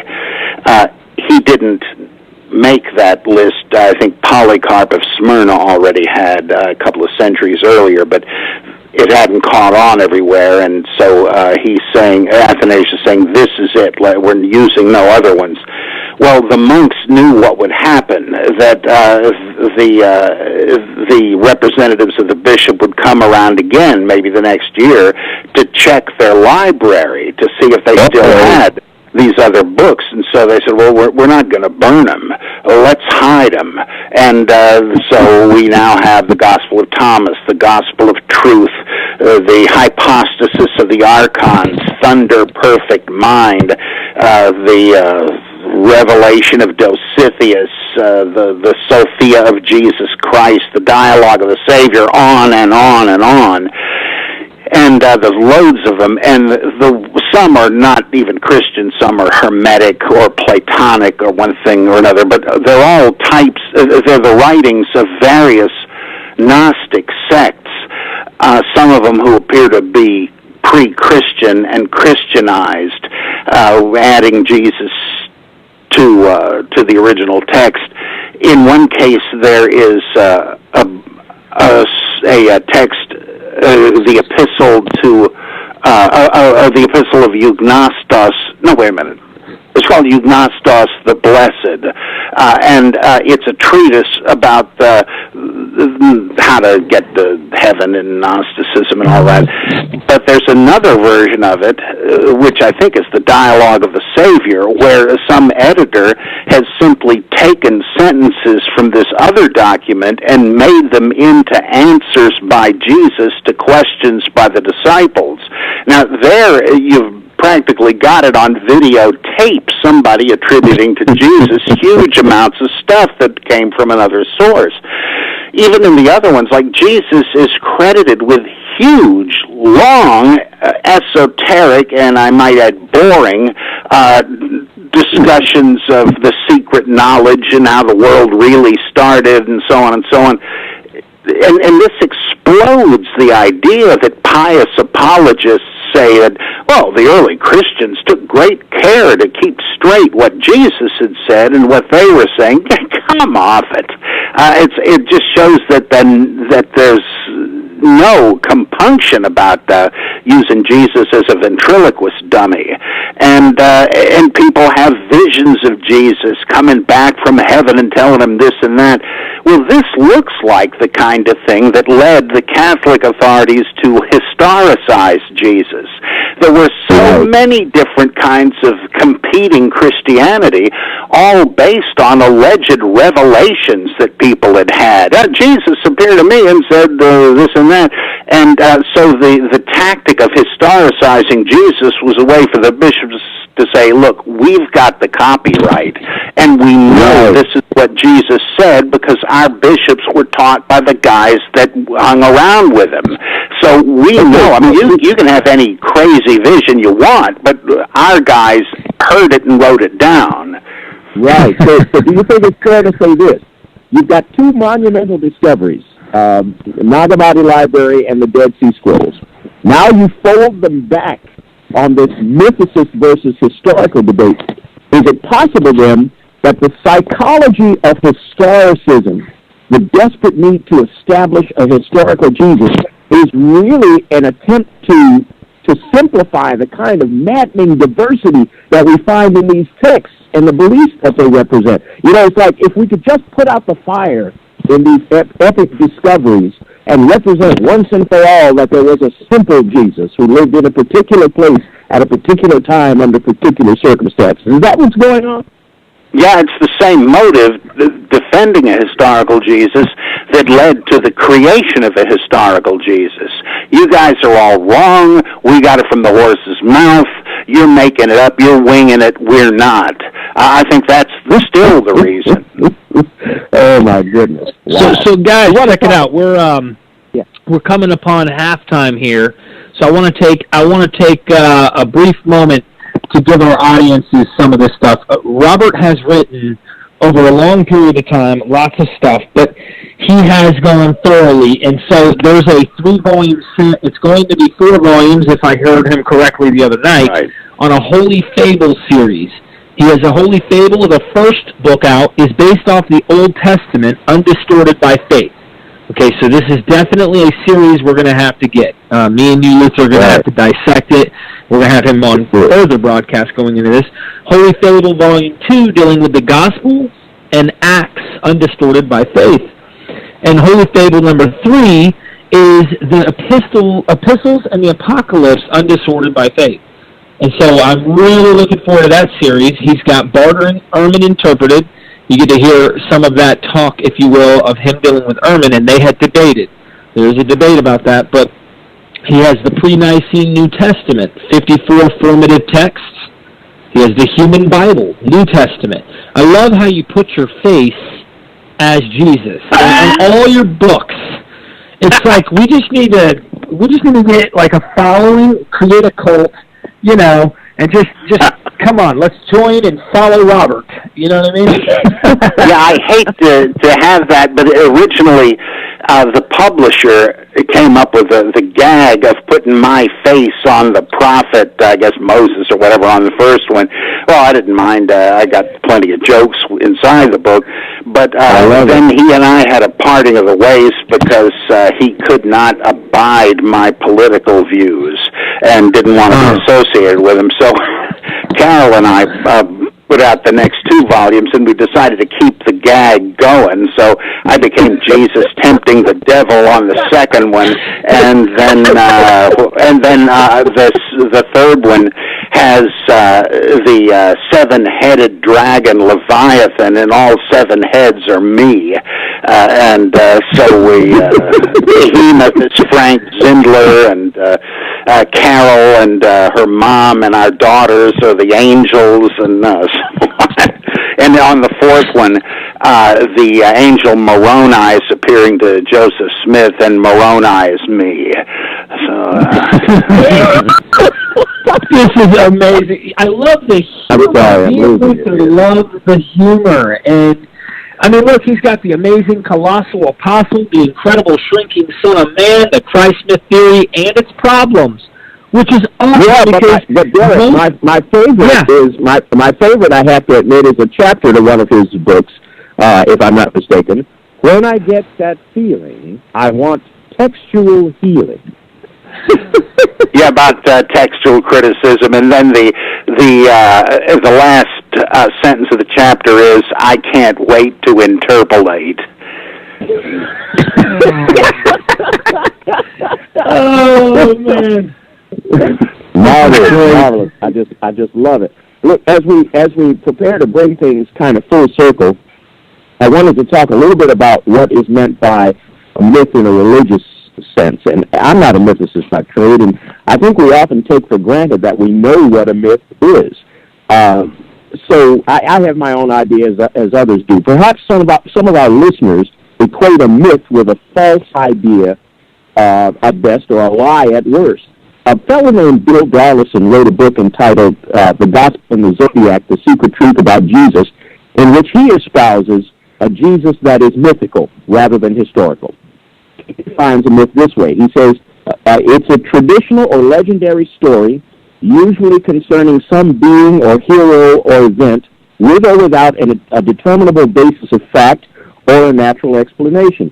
especially one that is concerned with deities or demigods and explains some practice, rite, that's R-I-T-E, or phenomenon of nature. Now, that's pretty standard stuff. But then he made this insightful observation. He says, fiction is infinitely superior to history. Sallust, the great Roman philosopher, said history once. Mythology is always happening. That's the difference. Just because it happened once, big deal. If it's mythological, that means it applies to you and me. So my question, Dr. Bob, is in opting for a historical Jesus instead of a mythical one, are we giving up a figure who's always true and relevant for one who was true and relevant once upon a time?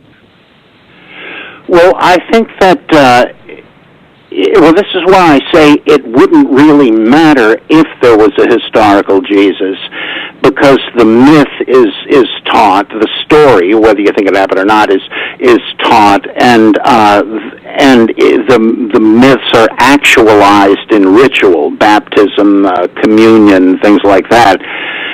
So it's at least incontrovertibly a living myth that people step into by ritual performance of it, just like it was in the ancient mystery religions and so forth. You are repeating it, and it's always there to be repeated. The Jewish Passover, they think, yeah, it really did happen. Some Jews don't, but it doesn't matter, because as I forget who first said this, some Jewish theologian, though, that you are there, that history is turning back on itself on Passover Eve. You are somehow there at the table in Egypt on the eve of the Exodus. So you're as much a Jew as those people were, and your liberation is as real. The Catholic Church has a lively sense of this when they say, Protestants say that the Catholics are wrong because they have Jesus dying over and over, and the letter to the Hebrews says, no, he died once and that was it. Well, Catholics read the Bible too, and however they say that it's sacred time, history is cyclical. The Mass is the reenacting of the death of Christ. It's not happening again. You are simply, it's making present to us the one sacrifice of Christ. So yeah, they have a pretty good idea. They happen to believe there was a historical Jesus and a historical Passover, but it almost doesn't matter to them. I don't think it would need to matter at all. So myth is the script for a ritual. Now, not all myths are. There are some that are just ingenious explanations of things that the ancients couldn't have explained scientifically, like the rainbow being God's war bow hung up in the sky to remind him that they made a peace treaty with the human race, or the myth of Arachne beating Athena in a sewing contest, but mouthing off about it and getting changed into a spider. There you go. You can weave all you want. Very clever stories. They're not actually true, but what did they know? They were intelligent too. They just used it in this different way, the way open to them. So a lot of them are just explanations, like, why do we wear clothes? Well, that had to do with who told you were naked in the Garden of Eden. Why do we have to work for a living? Well, it's because Adam and Eve, they defied God, and he kicked them out so that they had to really work for a living. And why do we die? Same answer, and so forth, because they figure, why is that? Why should it be this way? We must have really ticked off the Almighty, and maybe this is what happened. There are geological myths, again, explanations, like why is there a city under the water of the Dead Sea? Well, maybe they really ticked off God and he nuked them, and they must have done something awful bad, so we get the Sodom and Gomorrah story, and so on. Then there are legitimation myths, where you're trying to say, is the way we do it is the way God wants it, so you don't get uppity on us. Like, why are women subordinated to men? Well, because of this thing with the fruit of knowledge. God didn't want humans to procreate. He just wanted two of them that would be immortal. But once they found the secret of procreation, thanks to Mr. Snake, now they're going to pay for it. Childbirth is going to be very difficult and painful, and as a result, you're going to have all kinds of domestic duties. You're going to be a slave to your husband. Wouldn't have been that way had you stuck with the plan, but now God has sentenced you to this, so, no feminism for these guys. And so on down the line. But Bultmann says that the myths that are really important are existential in character. They sum up and express what a culture believes about itself and its role in the world, like in the Icarus myth in Greece. What a statement this is. There's this indomitable spirit of inquiry and invention, but you better watch out. Don't get too big for your britches. It's just like Frankenstein. And with Job, same sort of a thing. Or in the Christian myths, that Christ has defeated the principalities and powers. Well, that was like astronomical stuff, the powers of fate and the zodiac and all that. But you don't have to worry. You're not stuck with a crushing determinism. Christ has freed us from that. So all of this, whether he did or not, that's what happens when you are baptized and become a Christian. That's what the early Christians thought, and so on down the line. So there's a lot of different kinds of myths, and some of them would be exploded if you reduced it to a historical event, a once-and-for-all event, because then you wouldn't really... Jesus died and rose from the dead. Suppose you had that on videotape. What would make that more than just getting footage of a flying saucer or a Bigfoot? Exactly. It's because it transforms us by offering a script for a ritual. And so that, I think, is the function of the religious myth. So mythicism at its best can be a powerful unifying force for a culture and a society. And your examples are great, and it really gets us into a section where we want the Bible geek in you to shine. And so, Derek, are you ready? I think Dr. Bob is ready. We're going to go into some puzzling passages of Scripture and just have a little fun. Shall we? Okay. Sure. And these are some that you remarked on before, Dr. Bob. Matthew chapter 1, verses 21 through 23. Speaking of Mary, she will bear a son, and you shall call his name Jesus, for he will save his people from their sins. All this took place to fulfill what the Lord had spoken by the prophet. Behold, the virgin shall conceive and bear a son, and they shall call his name Emmanuel, which means God with us. Well, how is the naming of the Savior Jesus the fulfillment of the prophecy stating he'd be named Emmanuel? Did I miss something? Well, that's a real good one, and I think the answer, which is not a good one but may be true, Matthew was trying something that only halfway worked, is that this is a kind of bookend, and the other one at the end is the Great Commission, where Jesus says, go forth baptizing the nations, making disciples of them, etc., and I am with you till the consummation of the age. So Matthew wanted to have this chiastic structure where the end reflects the beginning, and so Emmanuel is the, quote, name for Jesus, because you're going to find out that as God is with you, and in Isaiah, the risen Christ is with you, understood to be probably the Christian missionaries from the church for which Matthew was writing. Now, that really creates a problem, but apparently it was the best he could come up with. So it doesn't quite work, but that makes sense to me that that's what he was trying to do. Okay. All right. Let's move on to the baptism of Jesus. Matthew chapter 3, verses 13 through 15.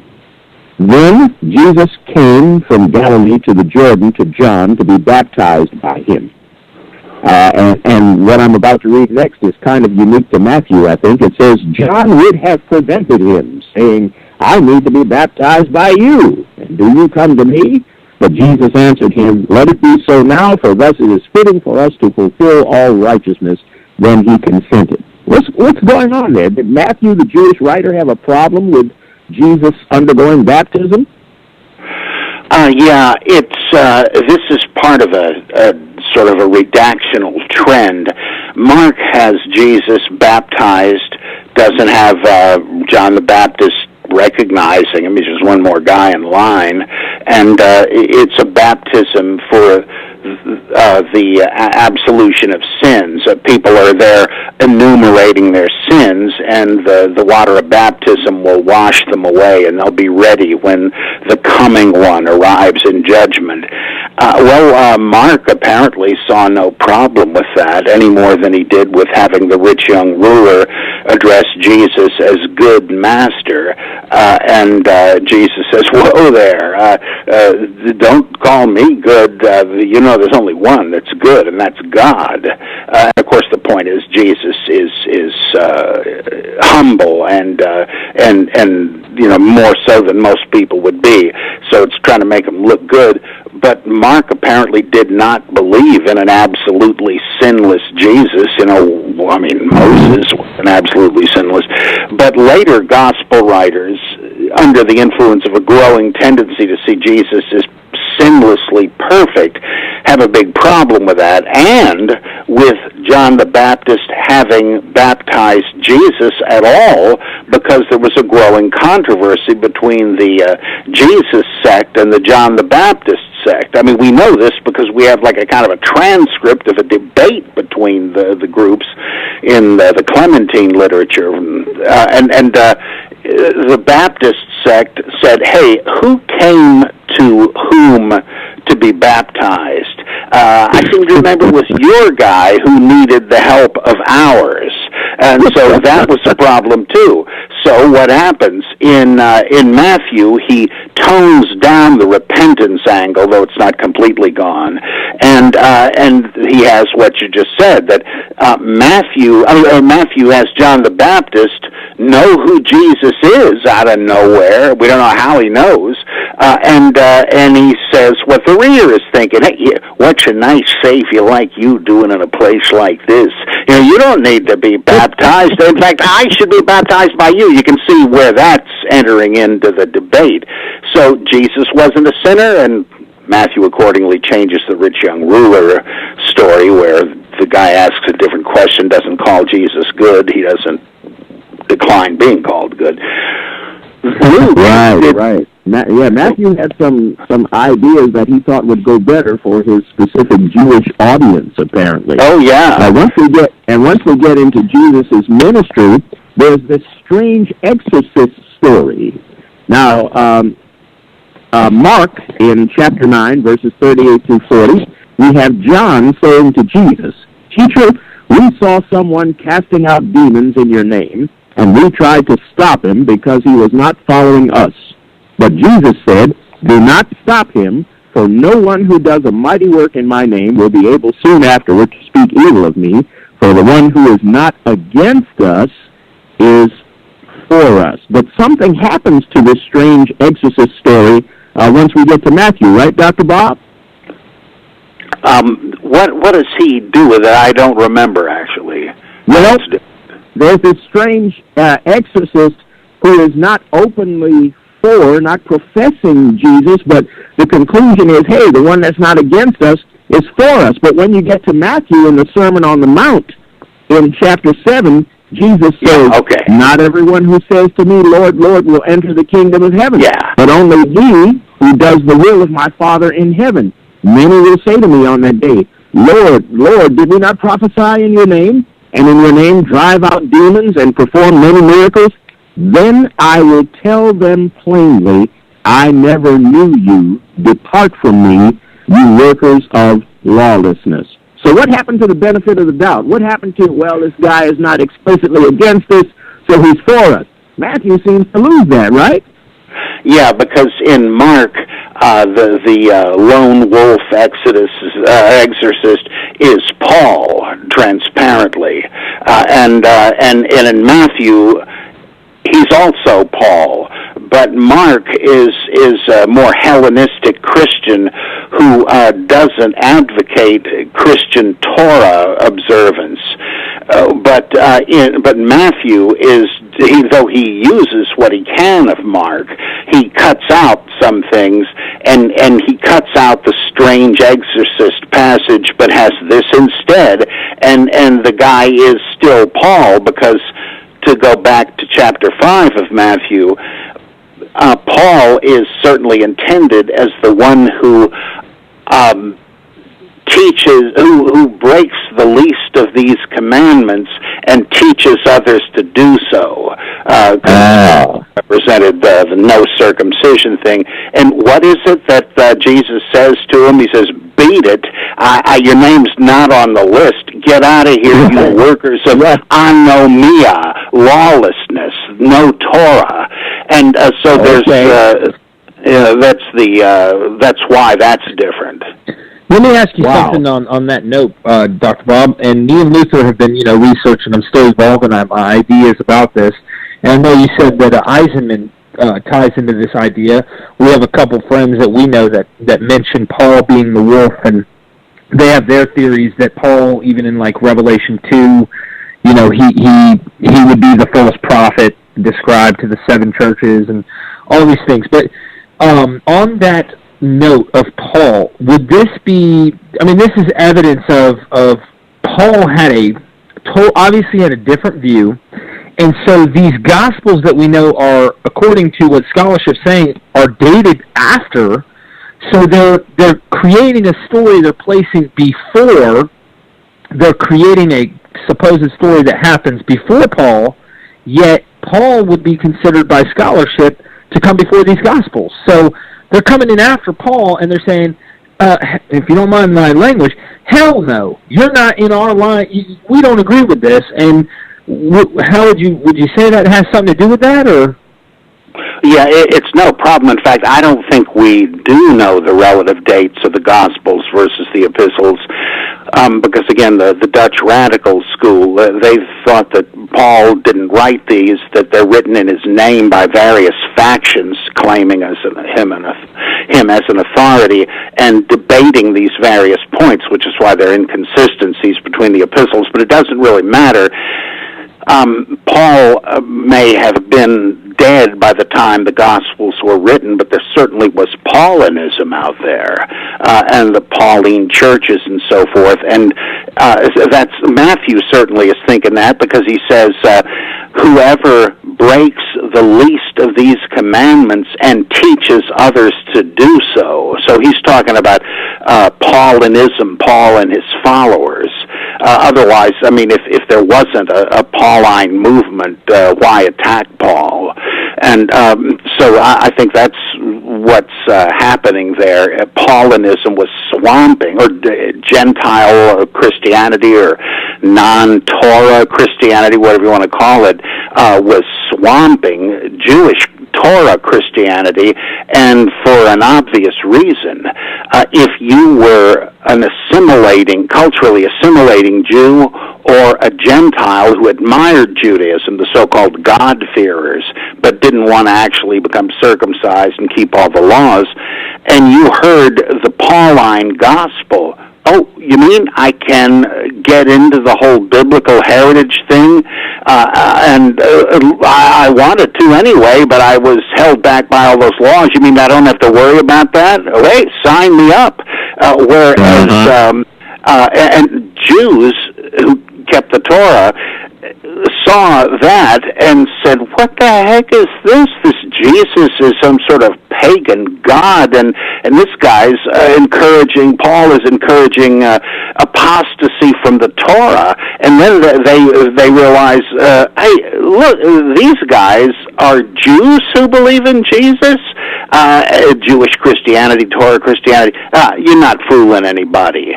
You're worshiping this pagan god Jesus too. And of course, the Jewish Christians say, no, you've got us wrong. We don't view Jesus that way, and we do keep the law. Yeah, right. So you had Jewish Christianity wither away because they were too pagan for Jews and too Jewish for pagans, and so they died on the vine eventually.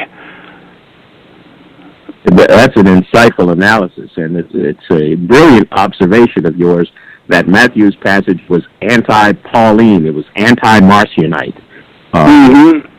Good stuff. Yeah, because Marcion went even farther than the Pauline epistles, at least most of it, because notice it says, I don't go thinking I've come to abolish the law and the prophets.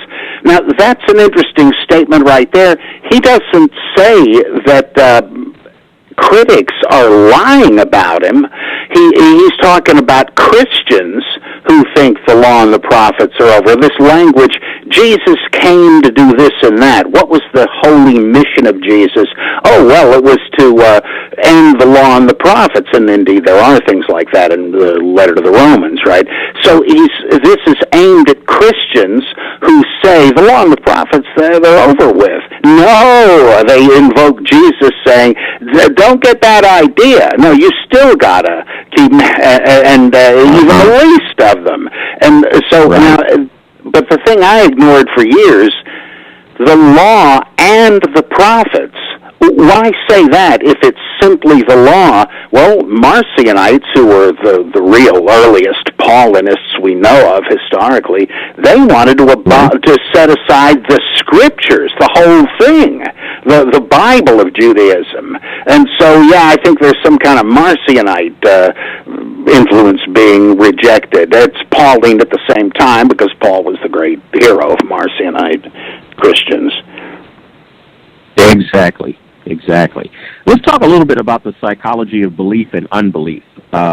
You've remarked on a passage in Mark where Jesus has gone up to the Mount of Transfiguration with his inner circle, James, Peter, and John.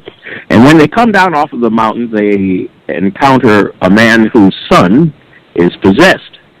And Jesus goes through different statements and asks him if he believes, and he says, I believe, help thou my unbelief. Now, that's a little strange, isn't it? I believe, but help my unbelief. It's kind of like feeding a cold and starving a fever. I mean, it's like two things have to happen at the same time. You can't just heighten belief. You have to suppress unbelief. Well, they would be two sides of the same coin, though, right? Helping my unbelief to become belief. I could be wrong. I could be modernizing and psychologizing this, but I've always read that as if the guy is saying, I'm trying to believe. Help me here. In Luke, the disciples say to Jesus, increase our faith. I think that's the point here. And that the guy, I mean, he can't just blindly believe it, but he's desperate. He does believe Jesus can help, or he wouldn't have brought his son. And Jesus is saying, there's no believers here. And he's saying, no, look, I'm trying my best. Help me. To me, that is the most profound statement about faith that isn't just sloganeering in the whole Bible. And the amazing thing is, who says this? Is it an apostle or a prophet or Jesus? No, it's just some guy. I just find that fascinating. And, of course, the reason for that is he's every man. He's the reader. I mean, I think that's awesome. It kind of reminds me of Jesus' encounter with the Roman centurion. You remember when in Matthew chapter 8, the centurion needs for his servant to be healed. He comes to Jesus and he says, well, I know Jesus can do this because I'm a centurion. I'm under authority, and I tell one man, go, he goes. I tell another one, come, he comes, and to my servant, do this and do that. And it says, when Jesus heard this, he marveled and said to those who followed him, truly I tell you, with no one in Israel have I found such a faith. Now, I'm remarking at the fact that he marveled. And then you go into to Mark, the 6th chapter, 4 through 6, and it said that Jesus marveled because of their unbelief. Just the opposite. He marveled. And so you have a Son of God who marvels at two things. He marvels at unbelief, and he marvels at belief, which to me means he's always marveling, since people are either believing or they're not. I mean, what do you get from that? Well, I think that the centurion passage, in fact, there's like 3 versions of that. The Q version that Matthew and Luke both have, which is almost the same thing, really, as you just read, and then the Herodian official in John chapter 2, is it, where Basilikos, I think they call him, a royal official, but of Herod. He says, my son is sick, can you heal him? And then there's the Syrophoenician woman story that Mark and Matthew have. And Bultmann suggested, and I think he's probably right, that this is a retelling of the same story. It's a Markan story, whereas the version of the centurion is a Q story, but both of them have in common the notion that Jesus is approached by a Gentile who needs a healing for their son or daughter, and Jesus does heal him without going there. These are stories about arguing for the legitimacy of the Gentile mission. The clues are that both are Gentile parents. The healing or salvation, same word in Greek, sozo, applies not to Jesus' contemporary, but to the next generation. And they're not in the presence of Jesus. They're far away when Jesus heals or saves them. So I think both are attempts to convince the reader, that the Jewish Christian reader, that Jesus, though, okay, he didn't actually interact with Gentiles. He didn't save them. He did anticipate that, and if he did this, then we should be preaching his gospel to far away to the next generation. So if that's the case, you've got a fictional thing where it doesn't really matter if it's consistent with the other one or not. But the Mark 6 one, Jesus is astonished that they won't believe, and he says, I can't believe this. What's the problem? And he's punishing them for their lack of faith. It says he couldn't heal them. Well, this is a lesson to the reader. You better not expect anything from Jesus if you don't believe. Like in James, the double-minded man, don't let him think he's going to receive anything from the Lord. But Matthew, just one other little detail, when he retells the synagogue story, he doesn't have Jesus surprised at their unbelief, and he doesn't have Jesus unable to heal them. It just says that they didn't believe, and that Jesus didn't heal anybody. Not that he couldn't, or that he was surprised, because no, Matthew finds that embarrassing. Mark didn't, or maybe Mark knew that wasn't the issue. But these little changes, usually you can see why they were made. Right.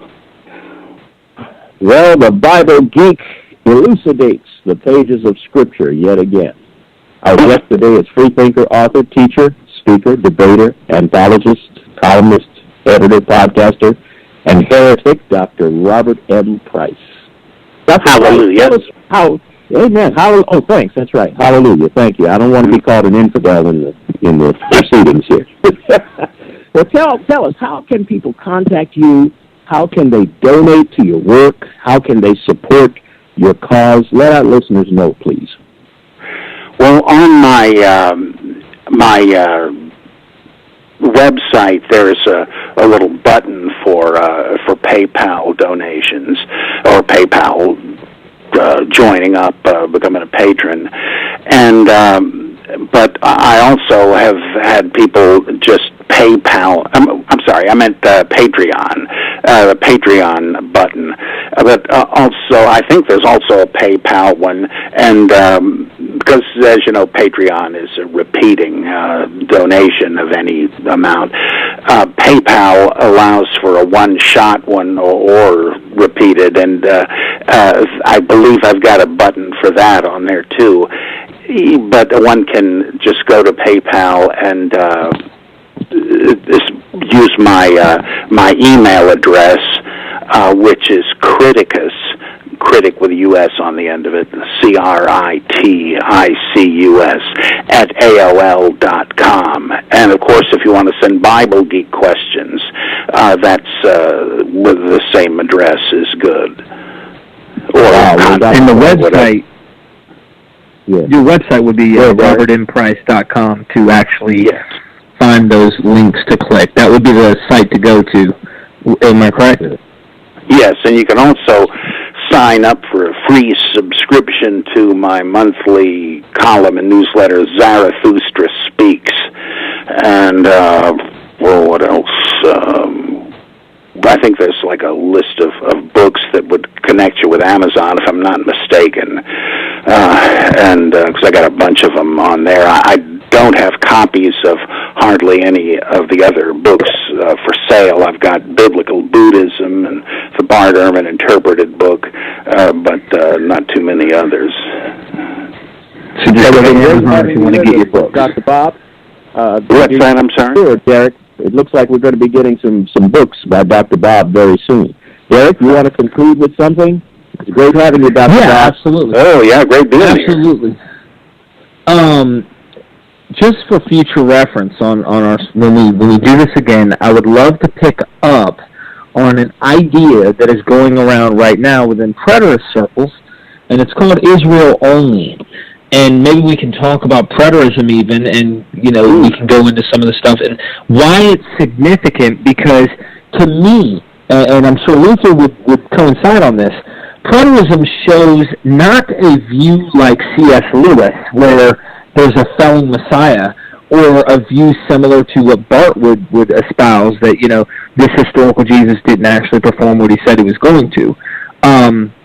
The whole idea of Jesus returning in the first century, him saying it would soon come to pass, I'm coming quickly, all these things will be fulfilled before the end of the age, etc., etc.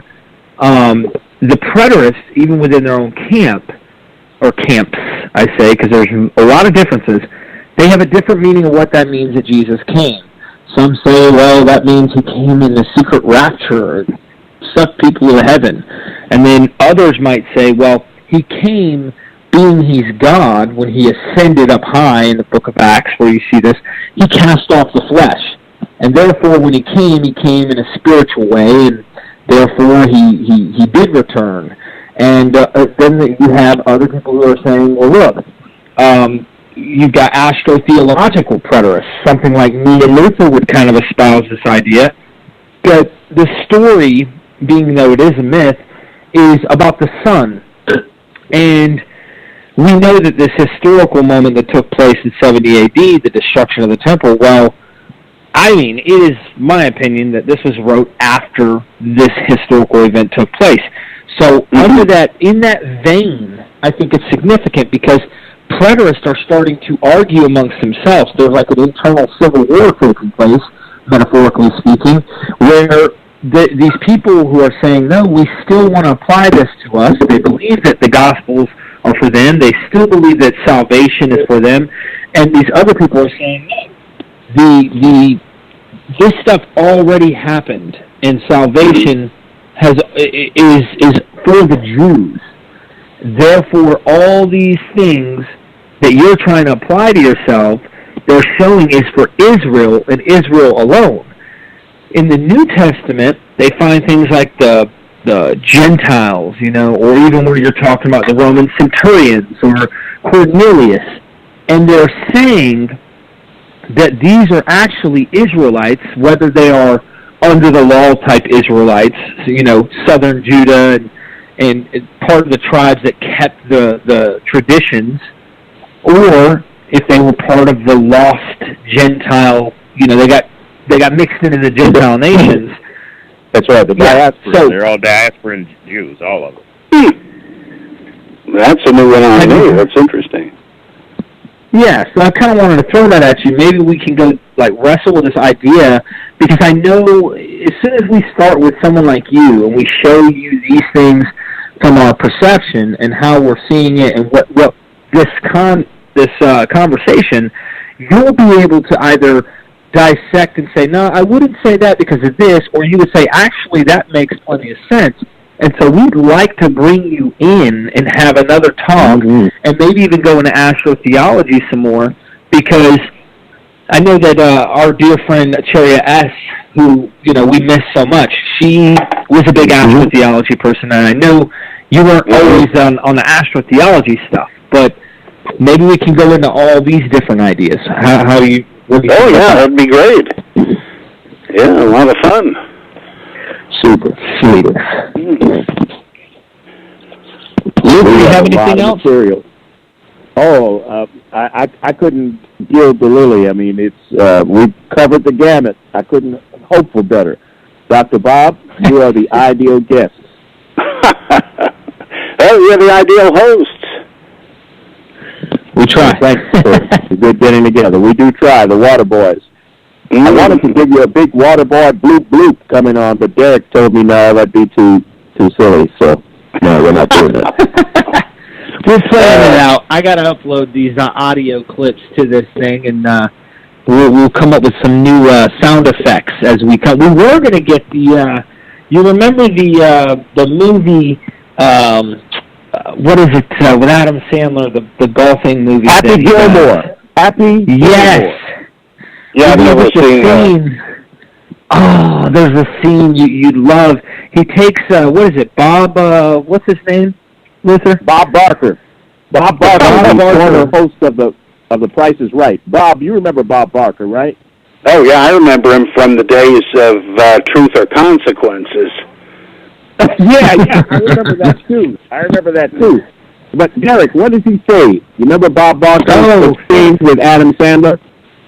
They get into it while they're golfing, and Adam and him aren't seeing eye to eye, so he gets in a fist fight with Bob Barker, and he haymakers Bob Barker and just knocks him to the ground. He goes, "The price is wrong, bitch." And then all of a sudden, Bob Barker gets up from the ground, and he uppercuts Adam, and he says, "The price is always right." Amen. Yeah, so we need stuff like a show like The Price is Right. We need something like that. You probably have used that one because you're very clever, very funny. Actually, we got to do something like that. People used to mock me just in a schoolboy way. Say, The Price is Right. You bet it is. Turn that one right around. You bet it is. You better back up. Well, we'll definitely schedule another show in, and this is wonderful.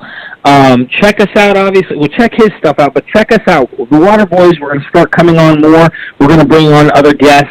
We have other ideas of who we'd like to bring on, and obviously we want our audience to give us their opinion, give us some ideas if you have questions. At some point, we'll even bring conversations where people can call in, and we'll have call-in questions and stuff. And Dr. Price, he would love that, I'm sure. Oh, yeah, sure. Oh, man, that'd be great. He'd be a great guest for it. Yeah, I'd love that. Absolutely. Well, thank you guys very much, and we'll continue to, I guess you'd say, strive for more information and get this stuff out there to the world. Yeah. Hey, Dr. Price. Hey, Dr. Price. Yeah. I've connected with you on Facebook in your Bible Geek room. I'm in that room, but I can't connect. Yeah, but I applied to be your friend, to befriend you, and I can't do it because I'm thinking you already have 5,000 friends. That's right. I'm afraid I have a waiting list of several hundred more. I got to start a fan site or something. I keep meaning to do that and never getting around to it. Well, I got to tell you this. the day that Derek added you as a friend, we have a researcher with us named Eric Heater. And so I found out that Derek and Eric both got in under the wire. So I am your 5,000 first friend. I'm the guy that didn't make it. I'm number one of the guys that didn't make it. And Derek and Eric are peering at me. Their pictures are among your friends, and they're like, poking their tongues at me saying, nah, we made it, you didn't, Oh, well, I'm always having one or two openings as people either quit in disgust or die off or whatever. So I'll look for you. Yeah, thank you. Okay, I'll wait for that. I definitely need that to happen. Okay. All right. Does anyone have any cyanide we can borrow? Yeah, I don't know. It's like I got to be Dr. Bob's friend. I'll do it by hook or crook. I mean, it's got to happen. Oh, yeah, I'm sure we can do that, yeah. We will definitely get around to doing that, guys. Thank you for joining us here at the WaterBoyZ and for the next program that will be coming shortly. Thank you, Dr. Bob, for being with us. Okay, great. Thanks for calling. We love you. We will support you. We will continue to keep up with you, and you've made our year as far as we're concerned. Oh, thanks so much. Okay, talk to you soon. Y'all. Bye. All right, take care. Bye. Bye, guys. Water, flowing high and low, washing away ignorance. Get ready for an eyewitness report, a refreshing splash to awaken the senses. Derek Lambert and Dr. Luther G. Williams are the WaterBoyZ.